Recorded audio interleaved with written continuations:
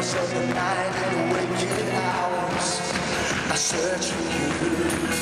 There is nothing I can find that can satisfy, but knowing you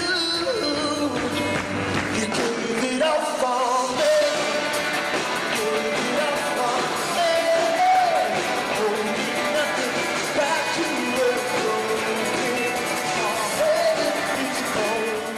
I was born with my thumb over my face and it prevented my nose from growing, so I grew up very insecure and had to have a lot of operations, and being in the public, being at school was not easy, you know, and came to a point where I got really depressed and insecure about my life, and then at the age of 15 I was going to commit suicide and end my life, but it was only by God's true love that saved me. And it's amazing because, like Sam said, when I share that testimony and when I sing the song Mercy, it really connects with people, and I guess it's something real that people go through every day, you know, like being depressed, being down and broken, and just seeing God move through that, and that's true love to me. You know? Like, we were in the church in Sacramento in the States, and there was a really tough looking dude with like heaps of tattoos and piercings, and he was quite a I don't know, he didn't look like the nicest kind of guy, let's put it that way. And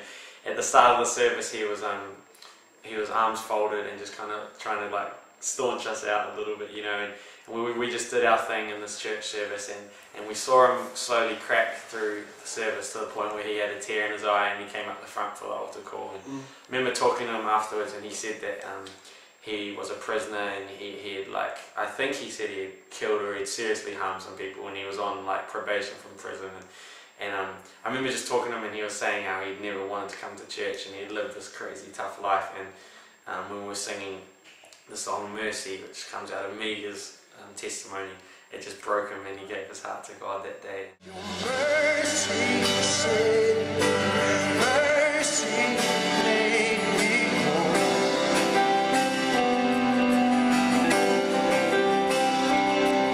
Your mercy found me, called me at your door.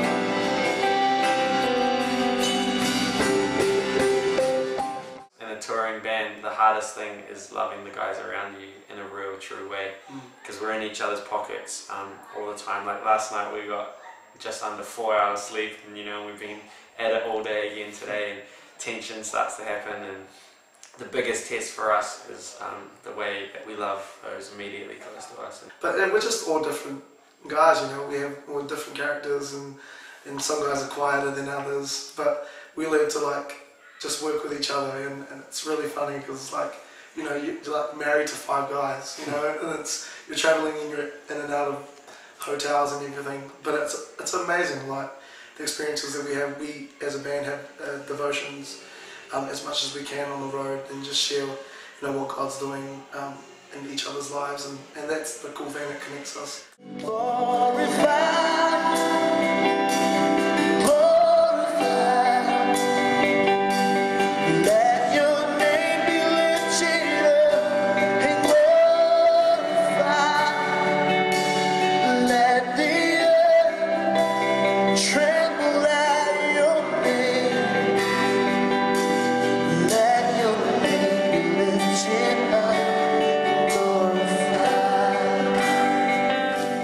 For me, when I step into the recording booth, I always just picture myself doing that in front of people, and also just leading people into worship. And the song Sweet Surrender that's on the album is something that's really touched me as well. Like, I remember recording it with Sam one late afternoon, and I just remember just crying after it, because the emotion and the feeling that God, you know, truly does love us, and if we surrender our lives to Him, He will take control. I think most of the time we're just freaking out if it's going to work, and if we've got the magic, you know, and the time needed. But I mean, yeah, like when we're tracking that song Saviour of the Broken Heart, for me, like hearing Omega laying down like one of the final vocals, I remember having a little tear in my eye, and I think it's when the songs take on that real life of their own, and they have a weight that comes out of writing it in your journal, and then you suddenly hear someone else singing it, and you're like, there it goes, you know.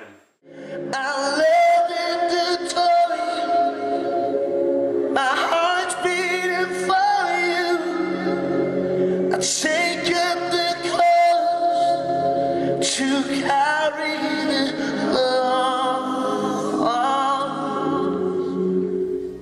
him to come and kind of mentor us and be there for us has been incredible, and we were thinking how cool would it be to have that iconic voice, part of our story. And so we had like 40 minutes in this home studio in a basement somewhere in America. And he just learned the song on the spot, and it was it's really fast, and it is what it is, but it's great. I love the song It's You that Martin features on, and Sam's sister wrote it, and I guess every time that we've played it I've always looked out to someone in the crowd, and in the bridge it says break down these walls, break down my pride, here I am, and to see people singing that out from their own heart is it breaks out my heart, to see that, and for them to be able to worship God through that. If your enemy is hungry, feed him. If he is thirsty, give him something to drink. Do not be overcome by them, but overcome evil with good. This next song is called Peace on Earth, and we're going to declare the peace of God's peace on this earth, this city. Are you ready to do that tonight? I think it basically comes down to understanding the way that we were shown love by Christ, and realizing that there's more to it than just receiving it. And when you receive the love of Christ, there's the two responses. Like, the first response is obviously to say thank you and to praise Him and sing about it and tell people about it. But the second response is to share it and extend it, and to understand that the world is not as it should be, and there is a lot of injustice and imbalance going on. And as children of the King of Hope, it's not just a job to do, but it's our responsibility to right some of the wrongs and to share the love of Christ, and that is what our worship is. More Jesus.